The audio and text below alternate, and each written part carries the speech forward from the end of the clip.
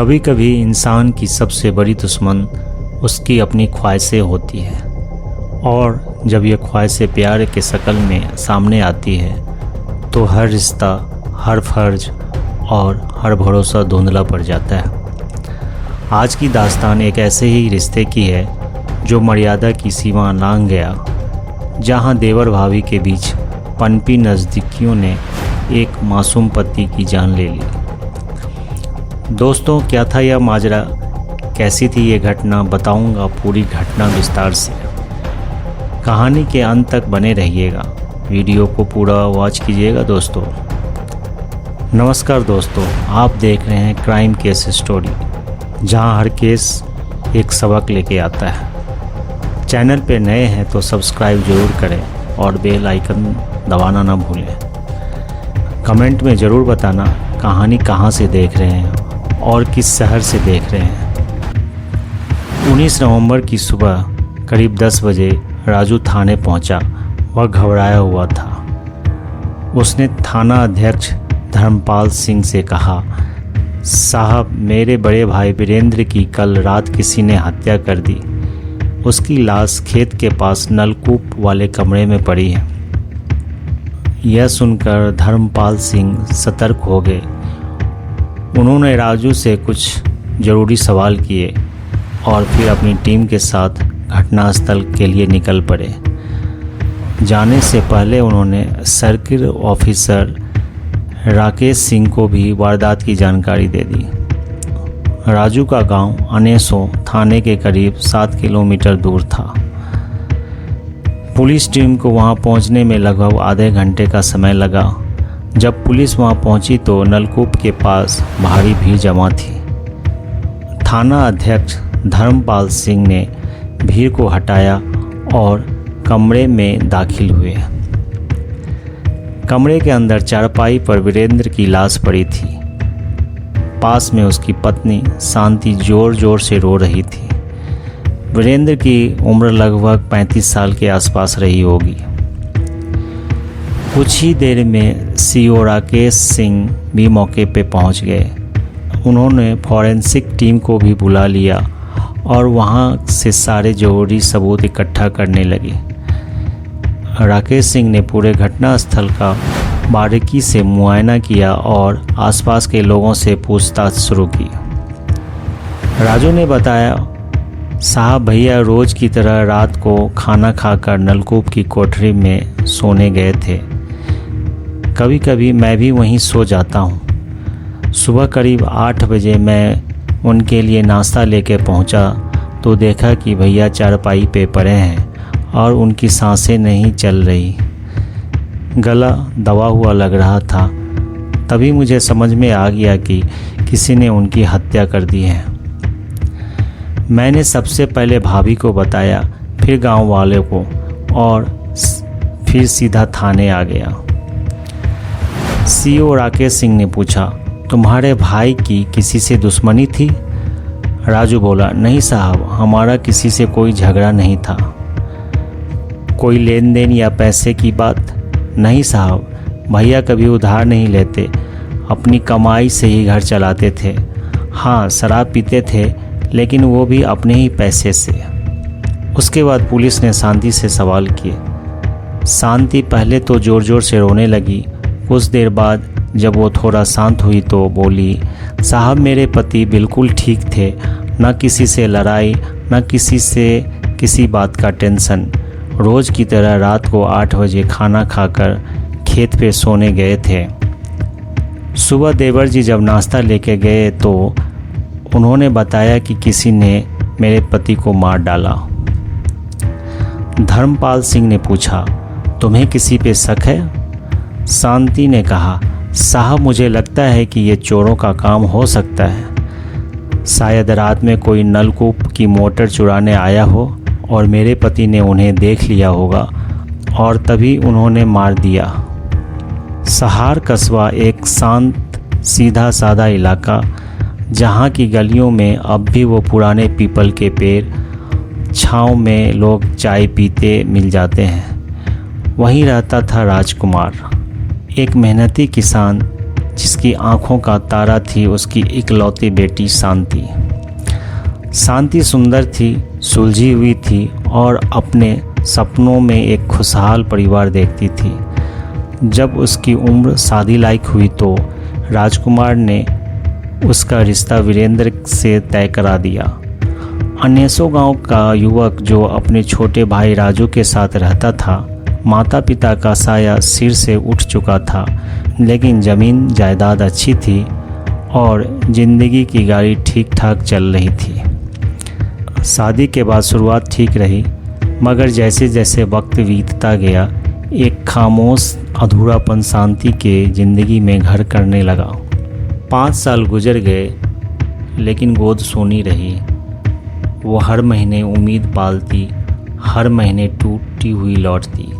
धीरे धीरे वो वीरेंद्र की ओर से नज़रें चुराने लगी। उसे लगता शायद उसी में कमी है, वहीं उसे माँ नहीं बना पा रहा है। इसी वजह से दोनों के बीच में बहसें शुरू हो गई। वीरेंद्र जो कभी शांत और सरल था, अब हर बहस के बाद शराब में डूब जाता। नशा उस पर ऐसा चढ़ा कि वो अपने दर्द को शांति पर उतारने लगा। हर शाम जब सूरज ढलता वीरेंद्र शराब के ठेके पर जाता और रात को जब वो लड़खड़ाते कदमों से घर लौटता तो एक नया तूफान साथ लाता। शब्दों से, हाथों से, हर तरफ से शांति को तोड़ने लगा। अब न वो रिश्ता बचा न भरोसा, सिर्फ एक छत थी जो उन्हें जबरन एक साथ रखी थी। समय के साथ वीरेंद्र ने घर की चारदीवारी से खुद को दूर कर लिया। उसने खेत की कोठरी में सोना शुरू कर दिया और शांति को अकेलेपन की चारदीवारी में छोड़ दिया। उसके सपने धीरे धीरे बिखर गए थे। अब वो सिर्फ जिंदा थी, जी नहीं रही थी। शांति एक शांत, सौम्य और मिलनसार स्वभाव की महिला थी। उसकी आंखों में एक अलग ही गहराई थी और मुस्कुराहट में एक ऐसा जादू जो सामने वाले को बांध कर रख दे। राजू अक्सर देखता कि भाभी जब चाय लेके आती तो उसके चेहरे की रौनक कुछ और ही होती। वह जब खिलखिलाकर हंसती तो जैसे पूरे घर में रोशनी फैल जाती। धीरे धीरे राजू को महसूस होने लगा कि उसकी नज़रें शांति भाभी पे अटकने लगी है। वो उनका इंतज़ार करने लगा, चाय की प्याली से ज़्यादा उस मुस्कान का, उस अपनापन का जो शांति उसे देती थी। एक दिन शांति हल्की गुलाबी साड़ी में लिपटी थाली लेकर आई। उसका आंचल कुछ यूं ढलका जैसे जानबूझकर शरारत से। वो मुस्कुराकर बोली, लो देवर जी, आज तुम्हारी पसंद का खाना बनाया है। राजू एक पल को उस सौंदर्य में खोस आ गया। उसने मुस्कुराते हुए कहा, भाभी तुम भी अपनी थाली ले आओ, साथ में खाना और भी स्वादिष्ट लगेगा। जब दोनों साथ बैठे तो बातों का सिलसिला चलता गया। राजू की आंखों में शांति के लिए जो इजहार था, जो अब छुपाया नहीं जा सकता था। भाभी तुम सिर्फ सुंदर नहीं हो, तुम एक बहुत अच्छी इंसान हो, लेकिन भैया ने तुम्हारी अहमियत कभी समझी नहीं। मैं जानता हूँ तुम्हारे भीतर कितनी पीड़ा है। तुम्हारे सपनों को कभी पंख नहीं मिले और शायद स्नेह भी नहीं। शांति की आंखें नम हो गई।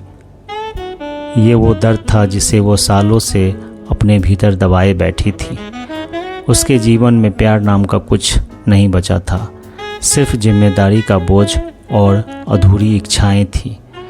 राजू का सहारा और उसकी बातें धीरे धीरे उस अंधेरे से खींच रही थी। उस रात जब शांति अपने कमरे में अकेली थी, हल्की बारिश की फुहारें बाहर की खिड़की पर गिर रही थी। उसने हल्के गुलाबी लिपस्टिक लगाई, बालों को संवारा और अपने आप को आईने में देखा। वही नारी जो कभी खुद को भूल चुकी थी, आज खुद को महसूस करना चाहती थी। तभी दरवाजे पे धीमी सी दस्तक हुई। राजू खड़ा था, आंखों में कुछ बातें अनकही और दिल में बेचैनी लिए। शांति ने मुस्कुराया, उसे अंदर आने का इशारा किया। वह धीरे से पास आया और उसकी आंखों में गहराई से झांकने लगा। शांति ने उसका हाथ पकड़ लिया, अपनी उंगलियां उसकी हथेली में थाम कर उसे सहारा दिया। राजू, हम जो महसूस करते हैं वो शायद समाज की सोच से थोड़ा अलग है, लेकिन मेरे दिल को यह सच लगता है कि हर किसी को अपने लिए कोई तो होना चाहिए जो साथ दे, जो समझे, जो दिल से जुड़े। क्या तुम मेरा साथ दोगे? राजू ने उसकी आंखों में अपनापन और विश्वास देखा और धीरे से बोला, तुम सिर्फ मेरी भाभी नहीं, मेरी शांति हो। मैं तुम्हारे साथ हमेशा रहूँगा, चाहे कुछ भी हो। शांति ने खुद को उसकी दोस्ती और स्नेह में समर्पित कर दिया। उस शाम की मुलाकात ने सिर्फ रिश्तों की सीमाएं नहीं बदली, बल्कि दो दिलों के बीच एक नई दोस्ती और विश्वास की नींव रखी, जो हर परिस्थिति में एक दूसरे का सहारा बनेगी। उनकी मुलाकात अब चोरी छिपे होने लगी, लेकिन हर चोरी एक दिन पकड़ी जाती है। चांदनी रात में जब दोनों आंगन में एक दूसरे के बाहों में खोए हुए थे, तो रूपा, चचेरी जेठानी ने सब देख लिया। अगली सुबह शांति और राजू की कहानी हर जुबान पे थी। जब प्यार का रूप लालच ले ले, जब रिश्ता वासना की आग में जलने लगे, तब परिणाम हमेशा भयानक होता है। यही हुआ वीरेंद्र, शांति और राजू के साथ। वीरेंद्र को जब पहली बार गांव में अपने छोटे भाई और पत्नी के रिश्ते को लेकर बात सुनाई दी, तो उसका दिल बैठ गया। उसने शांति से सीधे बात की। शांति ने मुस्कुराकर टाल दी, राजू मेरा देवर है, अपने भाई जैसा है। लोग तो बात का बतंगर बना देते हैं। वीरेंद्र ने उस वक्त भले ही बात मान ली, लेकिन उसका दिल अब भर गया था। वह चुपचाप शांति की हरकतों पर नज़र रखने लगा, और फिर एक रात उसकी सबसे बड़ी डर हकीकत बन गई। उसने खुद अपनी आंखों से शांति और राजू को आपत्तिजनक हालत में पकड़ लिया। गुस्से में आकर उसने दोनों की पिटाई की और साफ कह दिया, अब अगर ये रिश्ता नहीं तोड़ा तो अंजाम बुरा होगा। लेकिन राजू और शांति पर इसका कोई असर नहीं पड़ा। बस अब वे ज़्यादा सतर्क हो गए। वीरेंद्र जब भी शांति को राजू से बातें करते देखता, उसका गुस्सा फूट पड़ता। कभी शराब के नशे में शांति को पीट देता, कभी मुखिया से शिकायत करता। शांति अब इस रिश्ते से पूरी तरह उब चुकी थी। एक दिन उसने राजू से कहा, कब तक छिप छिप कर मिलेंगे? कब तक उस शराबी की मार सहते रहेंगे? अगर एक दिन उसने मुझे जान से ही मार दिया तो? राजू ने जवाब दिया, ऐसा नहीं होगा। अगर तुम चाहो तो मैं भैया को हमेशा के लिए हटा दूंगा। शांति थोड़ी देर चुप रही, फिर बोली, क्या मुझे विधवा बनाओगे? नहीं, राजू ने कहा, तुम्हारी मांग फिर से भरूंगा अपने नाम से। बस यहीं से शुरू हुआ एक खौफनाक खेल। दोनों ने मिलकर वीरेंद्र को मारने की साजिश बना ली। कोई हथियार नहीं, बस अपने हाथों से उस रिश्ते का गला घोंटने की ठानी जो उन्हें रोकता था। 28 नवंबर 2015 की रात वीरेंद्र रोज की तरह खाना खाकर खेतों की कोठरी में सोने चला गया। रात के करीब 11 बजे शांति और राजू दबे पांव खेत की ओर बढ़े। शांति ने कोठरी का दरवाज़ा खटखटाया। भीतर से आवाज़ आई, कौन है? मैं, शांति, दरवाज़ा खोलो। वीरेंद्र ने सोचा शायद पत्नी प्यार जताने आई है। जैसे ही उसने दरवाज़ा खोला, राजू झपट कर अंदर घुसा और शांति ने दरवाज़ा बंद कर दिया। राजू ने वीरेंद्र को पकड़ लिया और दोनों हाथ से उसका गला कसना शुरू कर दिया। वीरेंद्र ने खुद को छुड़ाने की कोशिश की, मगर राजू ने अपनी पूरी ताकत झोंक दी। शांति पास खड़ी सब देखती रही। न उसकी आंखें झपकी, न उसका दिल कांपा। कुछ ही मिनटों में वीरेंद्र का शरीर शांत हो गया।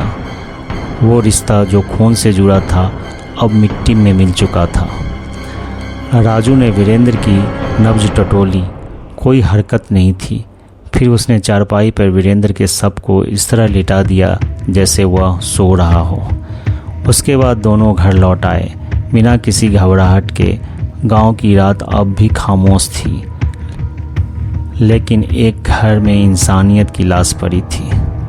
सुबह 8 बजे दिखावे के तौर पर राजू नाश्ता लेकर नलकूप पे गया और वहाँ से बदहवास भागता हुआ गांव आया। गांव वाले को उसने भाई की हत्या हो जाने की जानकारी दी। जैसे ही पुलिस मौके पे जांच कर रही थी, गांव के मुखिया भगवत पास आए और उन्होंने सीओ राकेश सिंह को एक चौंकाने वाली बात बताई। उन्होंने कहा, साहब, इस हत्या की जड़ कहीं बाहर नहीं बल्कि इसी घर के अंदर है। वीरेंद्र की पत्नी शांति का चाल चलन ठीक नहीं है। उसका अपने देवर राजू के साथ नाजायज रिश्ता है। वीरेंद्र इसका विरोध करता था, इसीलिए अक्सर उसके बीच लड़ाई होती थी। मुझे शक है कि दोनों ने मिलकर वीरेंद्र को रास्ते से हटा दिया है। मुखिया की इस बात ने राकेश सिंह को सोचने पर मजबूर कर दिया। उन्होंने तुरंत राजू को हिरासत में ले लिया और वीरेंद्र के शव को पोस्टमार्टम के लिए अररिया जिला अस्पताल भेज दिया। उसके बाद वो राजू को थाने ले गए। थाने में जब राकेश सिंह और थाना अध्यक्ष धर्मपाल सिंह ने राजू से पूछताछ की तो पहले वह रोने लगा। उसके बाद उसके आंसू देखकर एक पल को लगा कि वह सच में दुखी है। लेकिन जब धर्मपाल सिंह ने थोड़ा सख्ती से सवाल पूछे तो राजू टूट गया और अपना जुर्म कबूल कर लिया। उसने बताया कि कैसे उसने अपनी भाभी शांति के साथ मिलकर अपने ही भाई को मारने की साजिश रची। अगले दिन पुलिस उसे लेकर खेतों के पास गई, जहां उसने वो रस्सी दिखा दी जिससे उन्होंने मिलकर वीरेंद्र का गला घोटा। रस्सी उसने झाड़ियों में छिपा दी थी। जब राजू गिरफ्तार हुआ तो शांति को खबर मिल गई। वह डर के मारे अपना सामान समेटकर भागने की तैयारी में थी, लेकिन पुलिस ने समय रहते ही उसे पकड़ लिया। थाने में जब उसका सामना देवर राजू से हुआ तो वो सच छिपा ना सकी और अपना गुनाह मान लिया। उसने साफ कहा, मैं वीरेंद्र की रोज़ की मारपीट से तंग आ चुकी थी। राजू मुझे समझता था। हम दोनों एक दूसरे के करीब आ गए थे। हमने साथ रहने का सपना देखा था, इसीलिए यह कदम उठाया। जब दोनों ने मिलकर अपना जुर्म कबूल कर लिया तो धर्मपाल सिंह ने वीरेंद्र के चचेरे भाई ध्रुवपाल सिंह को वादी बनाया और राजू और शांति के खिलाफ हत्या का केस दर्ज किया। अब सच्चाई सबके सामने थी। एक भाई की हत्या, एक भावी देवर का रिश्ता और एक ऐसी साजिश जिसने पूरे गांव को झकझोर दिया। 21 नवंबर 2015 को थाना लहरापुर पुलिस ने अभियुक्त राजू और शांति को अररिया कोर्ट में रिमांड मजिस्ट्रेट के समक्ष पेश किया, जहां से उन्हें जिला जेल भेज दिया गया। अगर आपको यह कहानी पसंद आई तो हमारे चैनल को लाइक, शेयर और सब्सक्राइब ज़रूर करें और बेल आइकन दबाना ना भूलें। ऐसी और क्राइम कहानी के लिए जुड़े रहें। और हाँ, आपके हिसाब से भाभी ज़्यादा गुनहगार थी या देवर, और क्यों? अपनी राय कमेंट में ज़रूर लिखें। तो मिलते हैं अगले क्राइम की कहानी में एक नए रहस्य और एक नए सवाल के साथ। तब तक के लिए अलविदा नहीं बल्कि फिर मुलाकात होगी। सावधान रहिए, सतर्क रहिए, खुद का और अपनों का खास ख्याल रखिए। आपके प्यार और सपोर्ट के लिए दिल से धन्यवाद।